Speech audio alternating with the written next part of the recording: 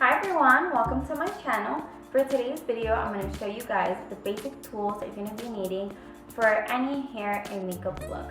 The number one question that I get whenever somebody wants me to teach them how to do their hair or their makeup is, what do they need? So I wanted to show you guys just kind of the basics that I'll be using throughout my videos. I try to use the same things, especially when it comes to like hair tools and stuff like that. Obviously throughout my videos I'll be changing it up just so you can see different variation. I'll have different brushes, different tools, stuff like that. But for the most part, I try to keep it simple. I want to show you the basic hair tools that you're going to need. Obviously the most important is the flat iron. With the flat iron, you're already 90% done with your hair tools that you need. Well, maybe not 90, but definitely with the flat iron you can do so much. You can clip your hair, curl your hair, straighten it, do many different styles with a flat iron. So as long as you have a flat iron and you really don't want to invest in other hair tools, you are set. Another tool that I think is really important to have is a curling iron. I prefer curling irons over wands personally, but if you have wands, they're great too as well. For my hair though, I find that wands don't really hold my curls, but curling irons do. I have used wands on my clients and stuff, and I absolutely love them. So just depending how your hair holds is what you want to get. So I have this 2-inch curling iron, which I think is great, especially if you want very loose and big curls. I love using the 1 and 1.5 inch curling iron as well for just tighter curls, or when I'm going to do an updo, I love using that curling iron. Now when it comes to makeup, I know that there are tons of brushes out there. There's so many for eyes, for face, for contouring, for this, for that, and it can get pretty confusing, especially if you're just starting to do makeup. So today I'm just going to show you kind of a small basic kit that you're going to need pretty much for everyday makeup. So to start off, obviously foundation is one of the most important brushes. There are 3 types of brushes that you can use for foundation, but my favorite 2 are these 2. So you have the kabuki brush, which are like this, really big. All the bristles are very, very tight together, and what it's going to do is going to pick up product without absorbing it on. It's going to pick up a lot of product, and it's going to blend very, very smoothly into your face, giving it kind of like that air brush effect. However, if you want something more natural, more subtle, then you want to go for one of these brushes that kind of are just very loose with like synthetic ends. So that's really going to give you a very natural light cover. Now when it comes to powder and blush, they're very similar brushes, and pretty much I love using a brush for powder because it gives it a very natural look. You know, when you use a sponge and a compact, it can be very cakey and heavy, and you really want just something to kind of set your face. You don't want to cover it unless you don't want to use a foundation, because there are powders that are meant for foundation coverage. But if you want something very light coverage, I recommend a very big fluffy brush for your powder. For blush, I like using kind of like a smaller version of a powder brush, just big and small, and I really like to put that in the apples of my cheeks. There are also ones that are like with an angle.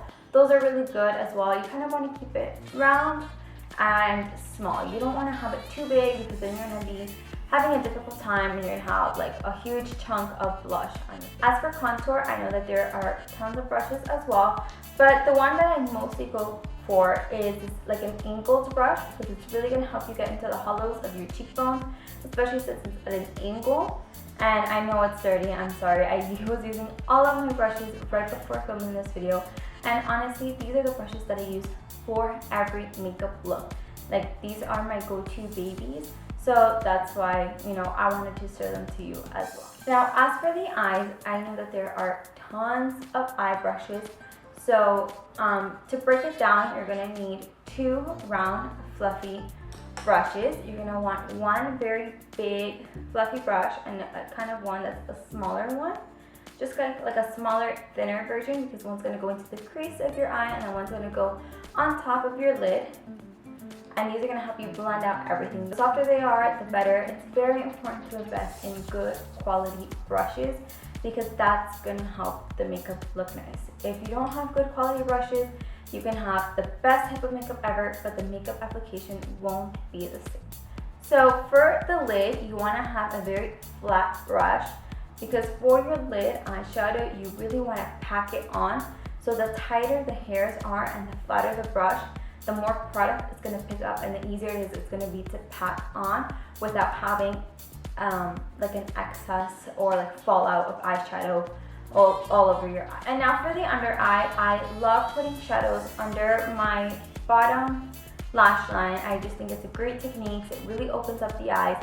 So I like using either these two, which is like a very flat, one's very round and the other one's like a flat kind of like short end brush, and this is gonna go really under the lower lash line, and the other one looks more like a pencil brush, and that's gonna help you really blend. And for the last eye brushes, it's really important to have an eyeliner brush and an eyebrow brush. I know that nowadays there's so many different techniques to do the brows. There's gel, there's shadows, there's pencils, there's liners, there's every type of things for brows. But when you want to do it with a pomade or with a shadow, you want to have a very short angled, like a small type brush, angled brush, and you want to make sure that you have a spoolie or a brow brush to help you blend out everything. Even if you're filling it in with pencil, with liner, anything, you need to blend out the brows in order for it to look complete. And then for eyeliner, I love using gel eyeliner, so I always like to use this type of brush. It's kind of like a pink brush. It's very, very thin at the end, and especially if you want to do a cat eye, this is great. I know for some people gel liner can be hard, but honestly, it's all about practice. So I definitely recommend investing in one of these and buying gel liner because it will last you forever and it looks really, really nice. And lastly, my favorite babies are my beauty blenders or my sponges. They are amazing. I use them for absolutely everything. This is the Real Techniques one and this is the actual beauty blender one. They are both amazing. The Real Techniques is a lot cheaper than the beauty blenders and they're great. So if you want something a little bit more affordable, I would go for the Real Techniques. They both do a great job. Honestly, they are my go-tos. I use it every time I do my makeup to blend out my foundation, my contour, my concealer, everything. It's just great. I really hope you all enjoyed the video today. Please comment below if you would like to see anything specific or if you have any questions. Give it a thumbs up if you liked the video, and I will also list my social media below with the links to it so you can go ahead and follow me. And also don't forget to subscribe to my channel in order to keep on seeing different videos on beauty tips, hair tutorials, and makeup tutorials. I hope to see you all soon. Bye!